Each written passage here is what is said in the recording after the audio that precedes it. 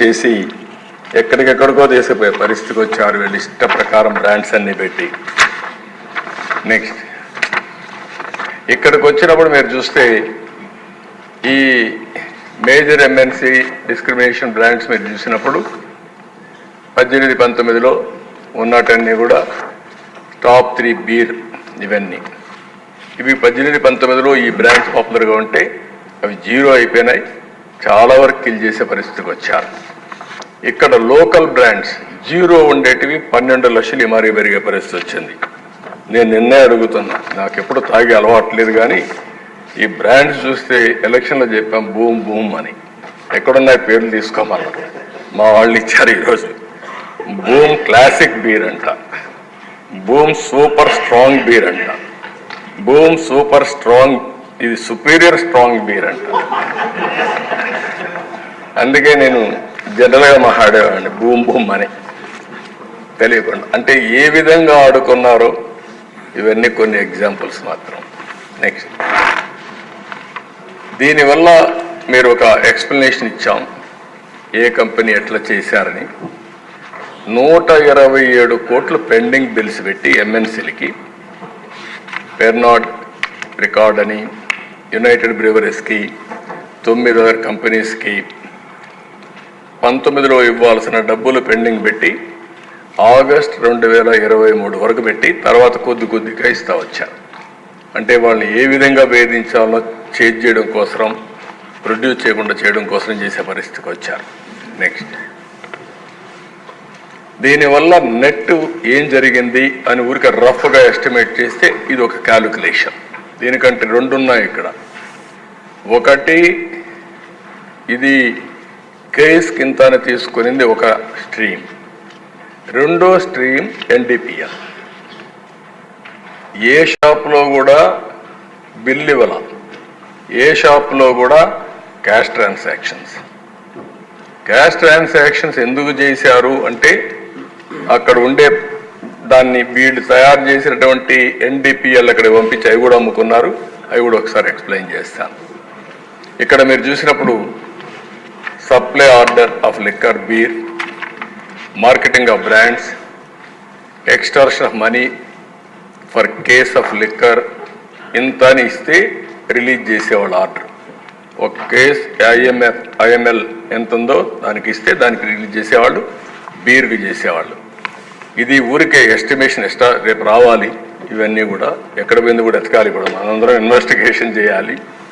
ఇది చూస్తే illegal collection రఫ్గా 2000 రూపాయలు average for case of liquor.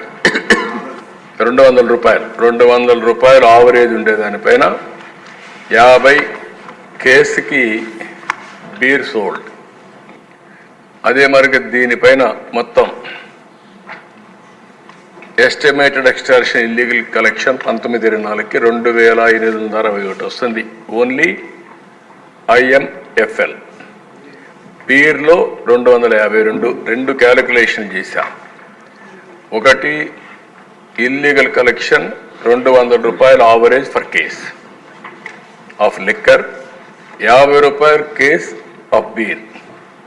ఈ 2 లెక్కల్లో 2561 కోట్ల రూపాయలు ఐఎంఎఫ్ఎల్, 252 కోట్ల బీర్, మొత్తం కలిస్తే 3133 కోట్లు నష్టం. నేను చెప్పాను అక్కడ 18,800 కోట్లు తెలంగాణ గ్రోత్ రేటుకి మన గ్రోత్ రేటుకి వ్యత్యాసం. నెక్స్ట్ ఇది మీకందరికీ ఇంపార్టెంట్. ఇది ఇక్కడ ఇల్లీగల్ మానిటరీ గెయిన్స్, మళ్ళీ టోటల్ సేల్ రీటైల్ షాప్స్ 19-24 99,413 కోట్ల రూపాయలు క్యాష్లో తీసుకున్నారు. దాంట్లో ఓన్లీ 23లో 615 కోట్లు అంటే 0.62% డిజిటల్ పేమెంట్స్ అయినాయి. కూరగాయలు కూడా తోపుడు బండిలో ఈరోజు పేటిఎం లేకపోతే గూగుల్ పే, సో మెనీ ఇవి వచ్చేసాయి. అలాంటిది ఓన్లీ 0.62 చేశారు. ఇవన్నీ కూడా cash transactions. Government retail outlets, what is the reason? ఏవైతే అక్కడ నేను చెప్పానో ఇష్టానుసారంగా షాప్ ఇవన్నీ కూడా మ్యానుఫ్యాక్చరింగ్ హ్యాండ్ ఓవర్ చేసుకొని వీళ్ళది తయారు చేసి ఒకటి ట్యాక్స్లో పే చేస్తే తక్కువ ఆదాయం వస్తుంది. 16% మాత్రం దీంట్లో మీరు చూసినప్పుడు ఒక మ్యానుఫ్యాక్చరింగ్ కాస్ట్ 16% ప్రైజింగ్లో మా వాళ్ళు తయారు చేశారు. ఒక బ్రాండ్ తీసుకొని TI mansion house, rarest spirit, French brandy దానిపైన రేట్ క్యాలిక్యులేట్ చేశారు. 220 రూపాయలు అమ్మేదానికి 16% ఖర్చు అవుతుంది. బేసిక్ ఖర్చు డెస్టిలేషన్ జరిగేది 16%. 84% ట్యాక్సులు కానీ ఎక్సైజ్ కానీ ప్యాకింగ్ మీద కలెక్ట్ చేసుకునేది కానీ వేరియస్ టైప్స్ ఉంటుంది.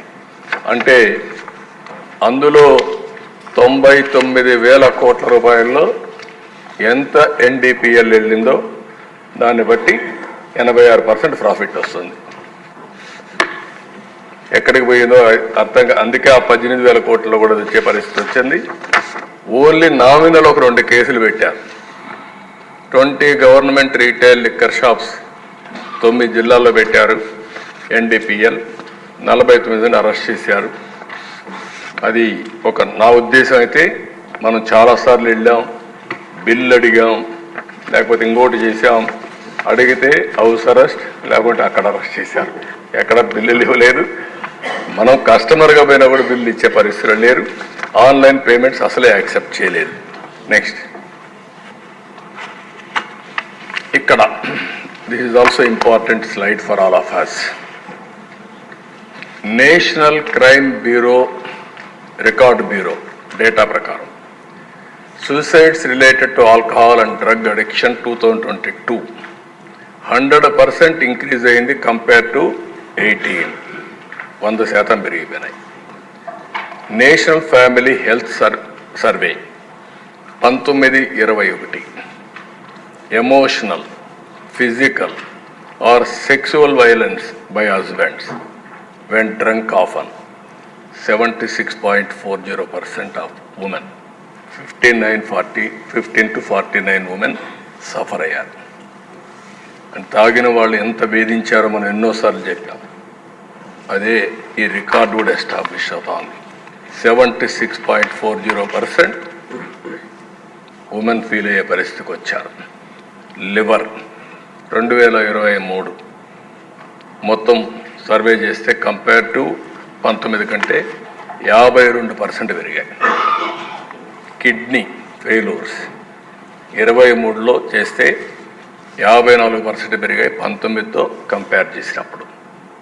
ఏదైతే మనం ఎక్స్పెక్ట్ చేస్తున్నామో ఆత్మహత్యలు జరగడం, ఇంకొక పక్కన ఆడవాళ్ళపైన అత్యాచారాలు కానీ బెదిరించడం కానీ, శారీరకంగా సఫర్ చేయడం, లివర్తో సఫర్ కావడం, కిడ్నీతో చనిపోవడం, ఈ చనిపోయినాయని చెప్పి అవన్నీ జరిగాయి. ఇక్కడ మీరు చూసి OP in GGH Guntur alcohol drug de addiction సెంటర్లో ఒకసారి స్టడీ చేస్తే 20కి 333 ఉన్నాయి. 23కి 4,913 పెరిగాయి. 1300% పెరిగింది. ఇది ఒక ఎగ్జాంపుల్. నెక్స్ట్ ఇక్కడ ఇది ఒకటైతే ఇక్కడి నుంచి ఇంకా అప్పులు చేయడం మొదలుపెట్టారు. మొత్తం నాన్ కన్వర్టబుల్ డిబెంచర్స్ కింద ఏపీఎస్బిసిఎల్ ఫండ్ రైజింగ్కి వెళ్ళారు. మొత్తం 2 వీళ్ళకు వచ్చిన డబ్బుల్ని నేరుగా తీసుకోవడం మొదలుపెట్టారు. బయట కూడా బారో చేయడం మొదలుపెట్టారు తాకట్టు పెట్టి. ఫస్ట్ వచ్చి 10 ఏళ్ల బాండు 9.62% రేట్ ఆఫ్ ఇంట్రెస్ట్ 8,305 కోట్లు అడిగారు, మొబిలైజ్ చేశారు. అదే మరి సిరీస్ 2 9.62%. సిరీస్ 3కి పోయే కొందికి ఎవడు రాలా. ఇక్కడ దానికంటే ముందు మీరు చూస్తే కమిషన్, ఈ డబ్బులు మొబిలైజ్ చేయడానికి కమిషన్ 1.44% ఇచ్చారు. 166 కోట్లు పే చేశారు కమిషన్. దాంట్లో కూడా కమిషన్ ఉందని తెలియదు. మరి అంటే ఏ విధంగా పోయారో వీళ్ళని ఇంకా లెక్కలింతనం అన్నమాట. నెక్స్ట్ ఇక్కడ ఈ డిపార్ట్మెంట్స్ అన్ని 10 డిపార్ట్మెంట్స్, ఇవన్నీ గవర్నమెంట్ డిపార్ట్మెంట్స్. వాళ్ళ దగ్గర ఉండే డబ్బులు తీసి ఇక్కడ ఇన్వెస్ట్ చేసే పరిస్థితికి వచ్చారు. ఇప్పుడు first APEP DCL pension and gratuity trust ఆ డబ్బులు తీసి ఇక్కడ పెట్టుబడి పెట్టించారు. APSP DCL pension and gratuity trust, AP Genco provident fund trust, AP Genco provident fund trust, ఈ విధంగా వాళ్ళ దగ్గర ఉండే డబ్బుల్ని తీసిచ్చారు. దానికి కూడా మాకు వచ్చిన ఇన్ఫర్మేషను ఇంట్రెస్ట్ రేట్ అక్కడ వచ్చేదానికంటే దీంట్లో తక్కువ వస్తూ ఉందని. ఒరిజినల్గా అక్కడ వచ్చేదానికంటే తక్కువ వస్తే అది ఎంప్లాయీస్కి కూడా నష్టం. అలాంటి నష్టం వచ్చినా పర్వాలేదు, వీళ్ళ పర్పస్ సర్వ్ కావాలని వీళ్ళు చేసే పరిస్థితికి వచ్చారు.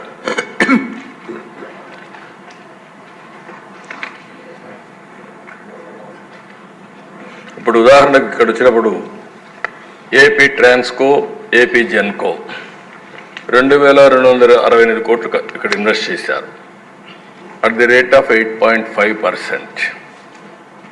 అదే వాళ్ళు బయట ఇన్వెస్ట్ చేస్తే బాండ్స్ అవన్నీ కూడా మార్కెట్ బాండ్స్ అవన్నీ ఇన్వెస్ట్ చేస్తే 9.62% వస్తుంది. అంటే దగ్గర 1.12% ఎక్కువ ఇంట్రెస్ట్ రేట్ వస్తుంది. బలవంతంగా తీసుకొచ్చి ఇక్కడ పెట్టే పరిస్థితి వచ్చారు. సంవత్సరానికి 25 కోట్ల రూపాయలు నష్టపోతున్నారు వాళ్ళు. ఇక్కడ ఖర్చు పెట్టి ఇక్కడ ఇన్వెస్ట్ చేసి 10 కోట్లు అంటే 10 × 17 25 × 17 250 కోట్ల రూపాయలు ఆ డబ్బులు తీసుకొచ్చి ఇక్కడ పెట్టించి వాళ్ళకు నష్టం చేసే పరిస్థితికి వచ్చారు. నెక్స్ట్ ఇక్కడ ఇది కాకుండా ఇంకొక పక్క మీరు చూస్తే ఫైనాన్స్ డిపార్ట్మెంట్కి జీవో ఇవ్వడం, ఏఆర్ఈటీ రెవెన్యూస్ 10 డిపోస్ నుంచి ఎస్క్రో అకౌంట్ ఇచ్చేసారు. ఆ ఎస్క్రో అకౌంట్ నేరుగా డిపార్ట్మెంట్కి వస్తుంది, ప్లస్ 1 డేలో మళ్ళీ ఎవరైతే ఇచ్చారో వాళ్ళకి అప్పుకి వెళ్ళిపోతుంది. ఆ ఎస్క్రో అకౌంట్ ఒకటి ఓపెన్ చేశారు. అది కూడా టెక్నికల్ ప్రాబ్లం ఉంది కాబట్టి డిపార్ట్మెంట్ చూపించి డైరెక్ట్గా పంపించే పరిస్థితికి వచ్చారు. అమౌంట్ ఇప్పుడు ట్రాన్స్ఫర్ చేసింది 14,275,96,00,000 ఇప్పుడు ట్రాన్స్ఫర్ చేశారు. ఇప్పుడు కొత్త రూట్ ఒకటి పెట్టారు, స్పెషల్ మార్జిన్. ఇది ఒకటి పెట్టి 9/11/2021 ఆన్వర్డ్స్ దీన్ని డబ్బులు నేరుగా ట్రాన్స్ఫర్ చేస్తున్నారు. ఈ అకౌంట్లో దగ్గర 20,676.99 కోట్ల రూపాయలు డైరెక్ట్గా పంపించే పరిస్థితికి వచ్చారు. ఇందులో కూడా 15,134 కోట్లు వెల్ఫేర్ స్కీమ్స్కి, 3,876 కోట్లు NCD principal and interest payment కోసం పంపించే పరిస్థితి వచ్చారు. అంటే మద్యపాన నిషేధం చేస్తామని చెప్పి మోసం చేసి 25 ఏళ్ళు 10 ఏళ్ళు తాకట్టు పెట్టి అప్పులు తీసుకొచ్చి ఆ అప్పులు కట్టడానికి ఎస్క్రో అకౌంట్ ఓపెన్ చేసే పరిస్థితికి వచ్చారు. నెక్స్ట్ ఇక్కడ వే ఫార్వర్డ్ మీరు విన్నారు ఏం జరిగిందని. ఎక్కడ కూడా భారతదేశ చరిత్రలో ఇంత పెద్ద ఫ్రాడ్ ఎవరు చేసుంటారని అనుకోను.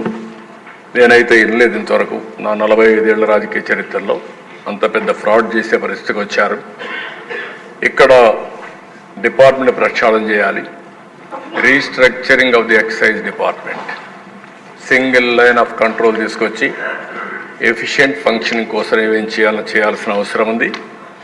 ఇంకొక పక్కన ఎస్టాబ్లిషింగ్ కాంప్రహెన్సివ్ క్వాలిటీ కంట్రోల్, ప్రజల ఆరోగ్యం కోసం దీన్నంతా కూడా మనం ఆలోచించి ఒక సింగిల్ లైన్ ఒకటి, ఇంకో ప్రొడక్షన్ కానీ సప్లై చైన్ కానీ ప్రైమరీ డిస్టిలరీస్ కానీ ఈఎన్ఏ కానీ ఐఎంఎఫ్ఎల్ కానీ డిస్టిలరీస్ కానీ క్వాలిటీ ఇవన్నీ కూడా చెక్ చేసి అది కూడా మనం చేయాల్సిన అవసరం ఉంది. ట్రాన్స్పరెంట్ ప్రొక్యూర్మెంట్ పాలసీ, ఇది కూడా డిమాండ్ డ్రివన్ కింద ఎట్లా చేయాలనేది ప్రొక్యూర్మెంట్ పాలసీ ఇష్టానుసారంగా అలాట్ చేయడం కాకుండా పద్ధతి ప్రకారం చేయాలి. అదే మాదిరిగా షాపులు బార్లు పాలసీ కూడా తీసుకురావాలి. రీఎగ్జామినింగ్ లిక్కర్ ప్రైసింగ్ పాలసీ కూడా ఏ వెరైటీ ఎట్టు ఉండాలి, మళ్ళీ పేదవాళ్ళకి అందుబాటులో ఎట్టు ఉండాలి, అవన్నీ కూడా తీసుకురావాల్సిన బాధ్యత ఉంది. Next special campaign against illicit liquor NDPS పైన కూడా మనం చేయాలి. ట్రాకింగ్ ట్రేసింగ్ ఎట్లా చేయాలనో ప్రాపర్గా చేసే పరిస్థితి రావాలి. డిజిటల్ పేమెంట్స్ కూడా ఇంట్రొడ్యూస్ చేయడం, నాన్ కన్వర్టబుల్ డిబెంచర్స్ని రివ్యూ చేయడం, ఎట్లా దాన్ని మనం చేయగలుగుతాం అనేది కూడా ఆలోచించాల్సిన అవసరం ఉంది. డీ అడిక్షన్ రీహాబిలిటేషన్ సెంటర్స్ కూడా పెట్టాలి. పెట్టి ఇవన్నీ కూడా కంట్రోల్ చేసే పరిస్థితి రావాలి. అప్పుడే మనకు కొంతవరకు కంట్రోల్ వస్తుంది. Next, investigation into the allegations అవినీతి NDPL.